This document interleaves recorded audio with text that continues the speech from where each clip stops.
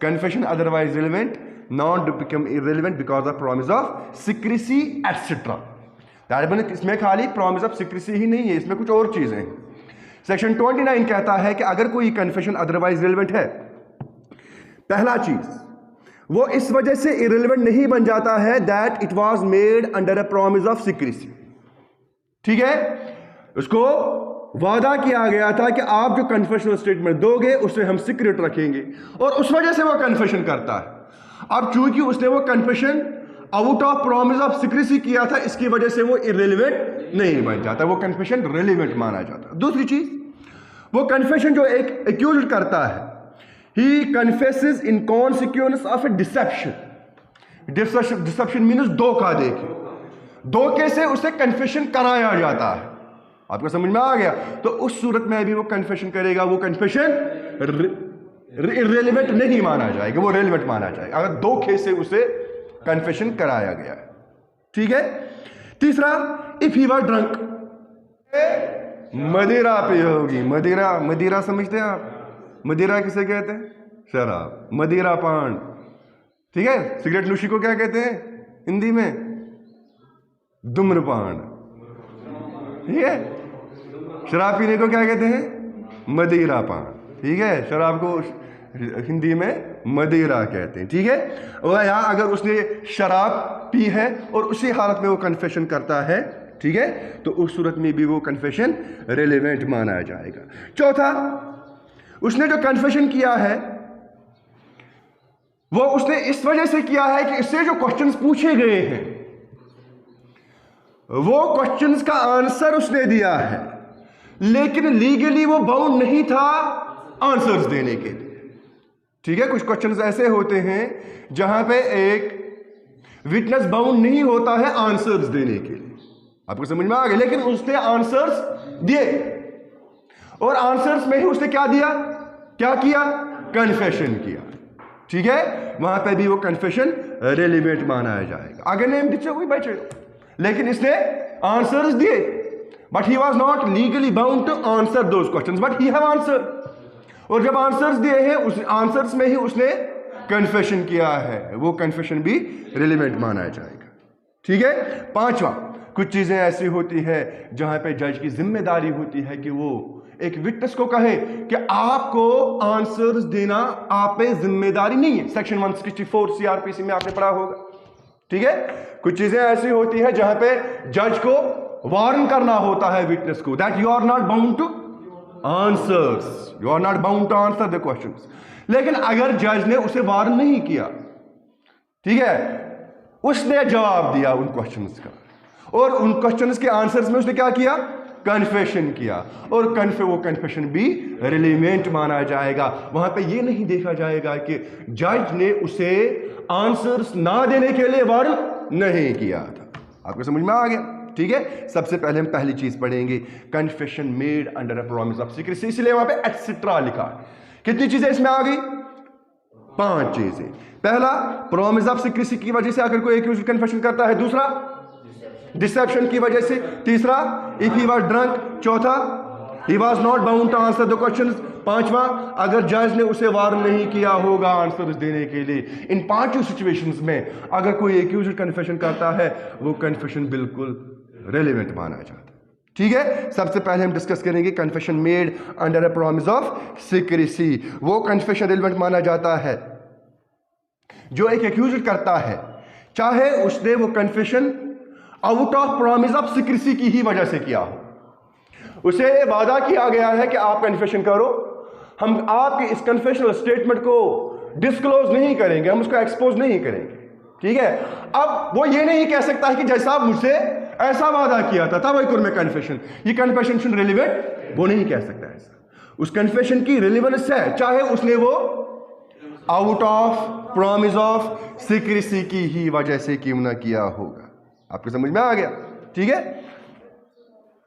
अब in addition to section 29, in promise of secrecy को छोड़ के, अभी मैंने आपको कहा सेक्शन 29 कुछ और चीजें भी बोल रहा है। पहली चीज ये याद रखो, अगर सिविल केस में कोई एक्यूज्ड कन्फेशन करेगा। कन्फेशन करेगा, क्या करेगा?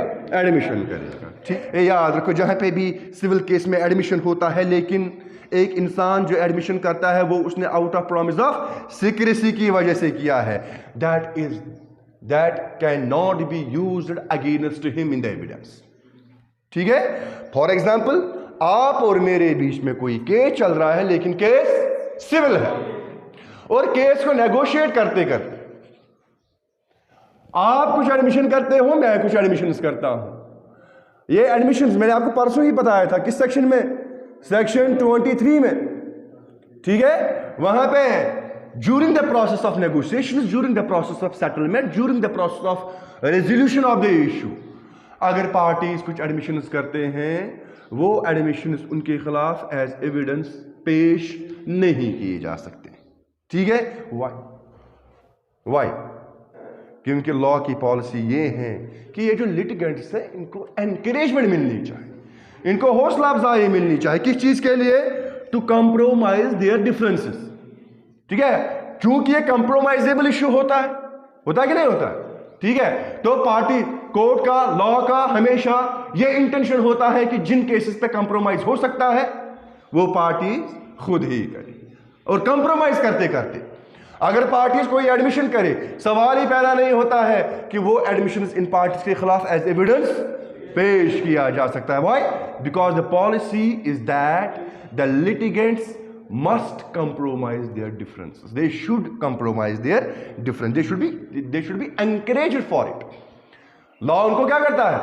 Encourage करता है। किस चीज के लिए? कि इनके बीच में जो डिस्प्यूट है वो आपस में खुद ही निपटाए, कंप्रोमाइज करें। इसीलिए वहां पे वो during the process of negotiation, during the process of settlement, वो अगर कोई एडमिशन करेंगे भी, वो एडमिशन पार्टीज के खिलाफ इस्तेमाल नहीं किया जा सकता। लेकिन क्रिमिनल केसेस में इसकी रेलिवेंस नहीं है। क्रिमिनल केसेस में, सिविल केस में रेलिवेंस है, लेकिन यहां पे इसकी रेलिवेंस नहीं है। व्हाई? अगर तो कन्फेशन कर नेबर कह ठीक है, सो कन्फेशन हेको सेगे राज थे, हुतन हेको सेगे राज थे, यतन हेको सेगे राज थे। क्या है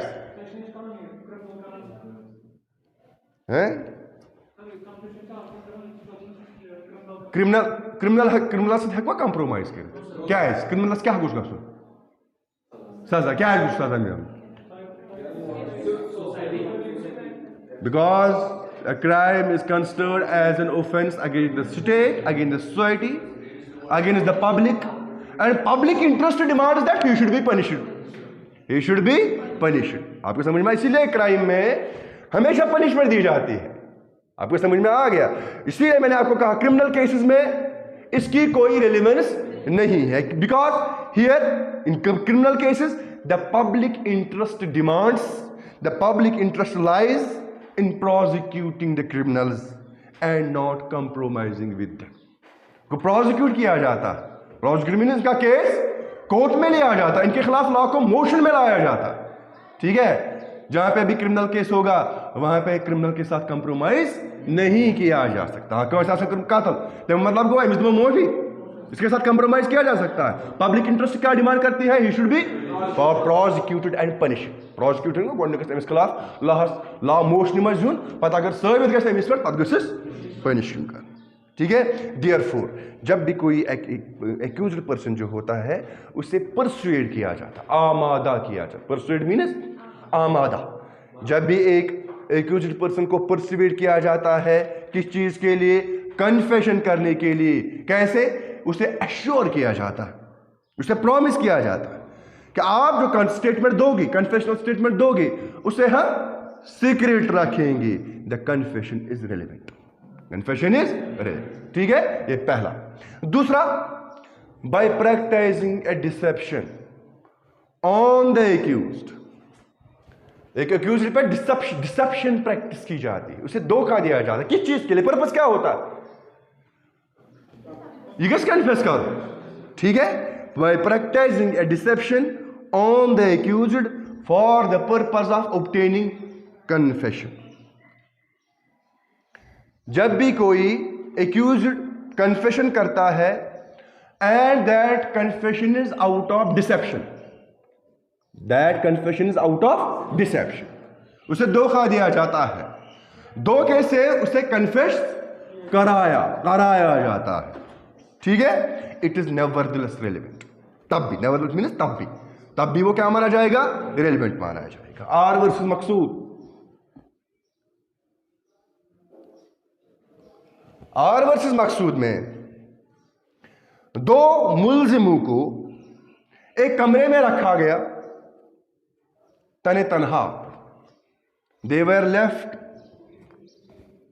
to accused persons were left in a room all alone, कोई और नहीं रखा, खाली ये दो थे, ठीक है। लेकिन कमरे में सीक्रेट टेप रिकॉर्डर्स रखे गए थे, सीक्रेट टेप रिकॉर्डर्स कैस तिकाज यम कन्वर्सेशन करन पान वन हो सकता है तथ मज करन कन्फेशन, दैट मीन्स तिमन क्या ओसुक दितमुत धोख, डिसेप्शन, आपको समझ में आ गया। तिमो सुन उन्होंने कहा कि हमने ऐसा किया, ठीक है, उनको नहीं पता था कि वहां पे टेप रिकॉर्डर लगा है, आपको समझ में आ गया। तो कोर्ट ने कहा इनका कन्फेशन तब भी रेलेवेंट है, even if deception have been practised upon the accused persons for the purpose of obtaining the confession, चाहे वो डिसेप्शन से ही क्यों न लिया गया, ठीक है। इसी तरह से आर वर्सेस पाइन,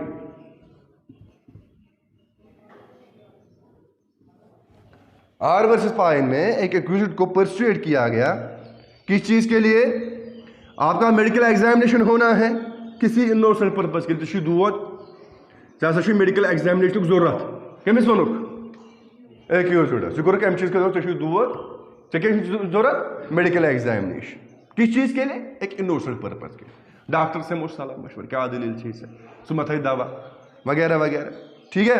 लेकिन in fact it was conducted for a criminal purpose, it was not conducted for an innocent purpose, it was conducted for a criminal purpose, ठीक है। अब यहां पे क्रिमिनल पर्पस क्या था, ये गोल डॉक्टर्स ब्रोड कर किया हुआ, आपको समझ में आ गया। मिसाल के तौर पर एमओस का इंसान मोरमुत हो सकता है, ऐसा एमओस का इंसान मोरमुत मारा ना सेमिस्टर लाइफ में इंजुरी, डॉक्टर साहब ने क्या सा ये क्या सा चीज डॉक्टर साहब मैं कर ये, आपको समझ में आ गया। हुमन क्या करूं, हुमन शो हाई पॉइंट राटो, तो जो फिक्र तरह that means he was persuaded for innocent purpose, but in fact it was done for the medical examination was done for the criminal purpose, और उसी में उसने ऐसा स्टेटमेंट दिया कि मैंने ऐसा किया, ठीक है। तो कोर्ट ने कहा इसका स्टेटमेंट जो है वो रेलेवेंट है, it amounts to confession, clear हुआ, चाहे उसने ये डॉक्टर के सामने ही क्यों ना किया होगा, पर्पस यही था, तिमन ब्रोड के वन। तो जो फिक्र तरह तीसरा, when the accused was drunk, यहां पे जो ड्रंक जो है, ड्रंक एक एक्यूज्ड को कराया गया है, इंटॉक्सिकेट कराया गया है, ठीक है। जब भी इंटॉक्सिकेट में जब किसी को कोई ऐसी चीज दी जाती है जिससे वो नशे की हालत में आ जाए, ठीक है, उसे कहते हैं इंटॉक्सिकेशन। और जब भी कोई एक्यूज्ड कन्फेशन करता है, कैसे, उसे इंटॉक्सिकेट करके, ये एक्यूज्ड का जो कन्फेशन करेगा वो रेलेवेंट होता है। A confession obtained by intoxicating the accused is equally relevant. कभी कभी ऐसे भी केस होते हैं ना जहां पे वो नार्को टेस्ट किया जाता है, ठीक है, किस चीज के लिए, वही नार्को टेस्टस मन अपुज वन सारे रग गसान बिहित तन फोरी इंसान कली क्या पोज, ठीक है। तो वहां पे हाँ उसकी फिर ये डिबेटेबल है, कुछ केस में कहा गया है कि ये ऐसा नहीं कर सकते एक एक्यूज्ड के साथ, ठीक है, इट्स अ डिबेटेबल। लेकिन वहां पे एक इंसान जो है वो उसकी जो सलाहियत होती है झूठ बोलने की वो खत्म हो जाती है, अब बहुत कम चांसेस होते हैं कि वो झूठ बोल सकता है। वहां पे पर्पस क्या होता है, जिगोस पोज वन, ठीक है, दैट मींस जिगोस इनडायरेक्टली कन्फेशन का। तो जो फिक्र तरह एक लॉ ऑफ एविडेंस जो है ये कंसर्न्ड होता है, लॉ ऑफ कन्फेशन जो होता है ये हमेशा कंसर्न्ड होता है कि एक एक्यूज्ड जो कन्फेशन करे वो फ्री होना चाहिए और वॉलंटरी होना चाहिए, और ये मैटर नहीं करता कि अम साथ ओसई इंटॉक्सिकेशन मज किन्ना। अगर कोर्ट को लगा कि ये इसका कन्फेशन फ्री था, वॉलंटरी था, चाहे वो इंटॉक्सिकेशन में ही क्यों ना होगा, चाहे वो नशे की हालत में ही क्यों ना होगा, तो उस सूरत में वो कन्फेशन जो है वो बिल्कुल रेलिवेंट माना जाता है। लेकिन इंग्लिश लॉ में जज की डिस्क्रिप्शन होती है इन मैटर्स में, ठीक है। जज को डिसाइड करना होता है कि अगर कोई एक्यूज्ड इंटॉक्सिकेटेड है, उसका कन्फेशन रेलिवेंट माना जाएगा कि नहीं माना जाएगा। दिस द इंग्लिश पोजीशन, ठीक है। लेकिन यहां पे रेलिवेंट माना जाता है। क्लियर हुआ? चौथा, confession made in answer two questions which he need not have answered. जब कोई एक्यूज्ड कन्फेशन करता है, कन्फेशन किस में करता है? आंसर्स में। इससे क्वेश्चंस पूछे जाते हैं और वो क्वेश्चंस का आंसर देता है, और आंसर्स में ही वो क्या करता है? कन्फेशन। लेकिन वो आंसर्स देने के लिए वो ओब्लाइज्ड नहीं था, इसमें कोई ओब्लिगेशन नहीं थी कि वो उन क्वेश्चंस का आंसर दे, ठीक है। That means A confession obtained in answer to questions which the accused need not have answered is valid, it's relevant. हाँ सुबह आगे तुम्हें पता है शायद मेरा लीगल इशू में जवाब दिन किया, लीगल रिक्वायरमेंट जवाब दिन किया, तुम सब कर रोज। लेकिन वो क्या कर रहा है? आंसर्स दे रहा है, और आंसर्स में क्या कर रहा है? वो कन्फेशन कर रहा है, और वो कन्फेशन रेलेवेंट माना जाएगा, ठीक है। चाहे उन क्वेश्चंस की फॉर्म जो है कुछ भी हो, उससे वो सवालात किस फॉर्म में पूछे जाएंगे ये मैटर नहीं करता। मैटर क्या करता है? उसके आंसर्स, ठीक है। और आंसर्स में अगर उसने कन्फेशनल किया तो वो कन्फेशन रेलेवेंट माना जाएगा, what ever may be the form of these questions. Questions की फॉर्म नहीं लिखी जाती, क्वेश्चन कितकिन प्रिसिकेंस कत शक्ल मज प्रिसर्स,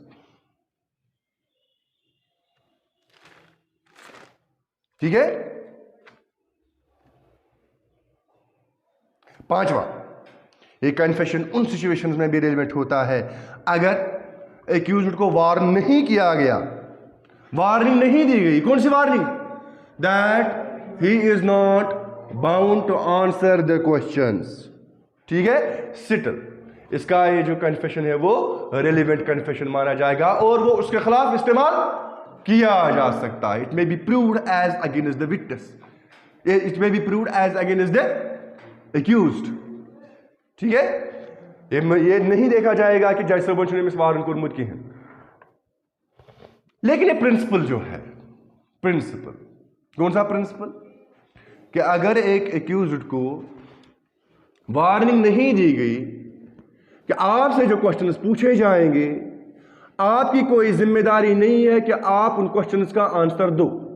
ये उसूल खाली एक्स्ट्रा जुडिशियल कन्फेशंस पे एप्लीकेबल है। इनमें extra judicial confessions, extra judicial confessions वो कन्फेशंस होते हैं which are not part of the criminal proceedings, which are not done in the court of law. आपको समझ में आ गया? मिसाल के तौर पर ये बाहर कोर्ट के सामने मेरे बाहर कन्फेशन कर रही है, तदिन कितनी जज वार्निंग, वहां पे तो जज होता ही नहीं। इसीलिए वहां पे कौन सा प्रिंसिपल है कि अगर ये एक्यूज्ड आंसर दिए तिमन क्वेश्चन है, अगर अमिस वार्निंग आमज दिन कहें, कौन सी वार्निंग? चेन कहन चेट आंसर दिन, ठीक है। जज कर सकता है ऐसा, जज वार्निंग दे सकता है, लेकिन यहां पे कन्फेशन कहां पे हो रहा है? ये एक्स्ट्रा जुडिशियल है, कोर्ट के बाहर तदिन जज आसानी, तो वहां पे जरूरी नहीं है कि उसे वार्न किया गया हो। आपको समझ में आ गया? लेकिन कोर्ट में जब भी जज साहब के सामने कोई कन्फेशन रिकॉर्ड होता है, कोर्ट के सामने रिकॉर्ड होता है, तो उस सिचुएशन में section 164 class 3 of CrPC applicable है। कहां पे? जब कोर्ट के सामने किसी एक्यूज्ड का कन्फेशन रिकॉर्ड हो रहा है before the court, the provisions of section 164 class 3 of CrPC observe करना पड़ेगा वहां पे, ठीक है। यहां पे जज की जिम्मेदारी है। कौन सी जिम्मेदारी? अगर जज को लगे कि क्वेश्चंस कुछ ऐसे हैं जिनका आंसर देना जरूरी नहीं है एक्यूज्ड को, ठीक है, तो वहां पे उसको वार्न करना पड़ेगा, वार्निंग देनी पड़ेगी। आपसे जो सवालात पूछे जाते हैं, you are not bound to answer this. आपको समझ में आ गया? और सुप्रीम कोर्ट ने हेल्ड किया है यूपी वर्सेस सिंगारा सिंह, यूपी वर्सेस सिंगारा सिंह में यह कहा गया कि यह सेक्शन जो है, कौन सा section? Section 164 class 3 of CRPC यह ओवरराइड करान कत section 29 evidence acts. Section 29 evidence acts क्या कित कन करान ओवरराइड? सेक्शन 29 क्या वनान? A confession made by an accused in reply to those questions which he need not have answered and where he was not warned by the judge. कौन सी warning नहीं दी थी? That he is not bound to answer those questions. Relevant. मगर section 164(3) क्या वनान? जरूरी दी वहां पे obligatory है कि एक एक्यूज्ड को जरूरी वार्निंग देनी पड़ेगी। कौन सी warning? That you are not bound to answer. लेकिन सेक्शन 29 क्या कहता है? उस केस में भी जहां पे वार्निंग नहीं दी जाएगी उन केसेस में भी वो कन्फेशन रेलिवेंट माना जाएगा। लेकिन याद रखो जो रेलिवेंट प्रोविजन है वो ये है सेक्शन 164 का। मैजिस्ट्रेट को क्या करना चाहिए? कन्फेशन को रिकॉर्ड करने से पहले magistrate should before recording the confession warn the accused. Confession record करने से पहले उसे वार्न करना चाहिए। कौन सी warning? That he is not bound to make it. He is not bound to make it. Make it मतलब he is not bound to give answers, उसकी जिम्मेदारी है। ठीक है। और यह भी कहना है if he did make it, अगर तुम आंसर दी, अगर उसने आंसर्स दे, it will be used as evidence against him. चुन बाउंड आंसर दिन खतर कह, मगर अगर से दित आंसर्स यम हेको चे खिलाफ एज एविडेंस इस्तेमाल बेहतर छे छुपाई कर। आपको समझ में आ गया? ठीक है। इंग्लिश लॉ में जो रूल्स एक जज को ऑब्जर्व करने होते हैं उनको वहां पे कहा जाता है जज रूल्स। ये रूल जो फ्रेम किए जाते हैं इंग्लिश लॉ में ये एप्लीकेबल होते हैं जज पे, इसीलिए उनको क्या कहते हैं? जज रूल्स। इंग्लिश लॉ में एक जज रूल है क्या कि वो पर्सन जिसका इंट्रोगेशन होता है कोर्ट में, पूछताछ होती, तफ्तीश होती है, ठीक है, ही शुड बी टोल्ड, उसे कहना चाहिए। क्या कहना चाहिए? You are not obliged to say anything. आप पे कोई जिम्मेदारी नहीं है कुछ बोलने की मीन्स यहां पे आंसर्स देने की, unless you wish to do so. हाँ, अगर से पन्नी मर्जी से दे वो दूसरी बात है, लेकिन आप पे कोई जिम्मेदारी नहीं है आंसर्स देने की। ठीक है। लेकिन बट व्हाट यू सी यवन से वनक तेन कहीं जिम्मेदारी आंसर दिन। ठीक है। अगर से यसक हक छपाई कर, मगर अगर से वन वोनुत, अगर से आंसर्स दित, ठीक है, it may B put in writing, it may B put in writing, इसे लिखित। ठीक है। और उसके बाद ये राइटिंग जो है वो उसके खिलाफ एज एविडेंस इस्तेमाल की जा सकती। क्लियर हुआ? दैट मीन्स ये जो सारा जो 5 चीजें मैंने आपको बताई सेक्शन 29 में, इन 5 चीजों में एक इंसान का एक का कन्फेशन रेलेवेंट माना जाता है।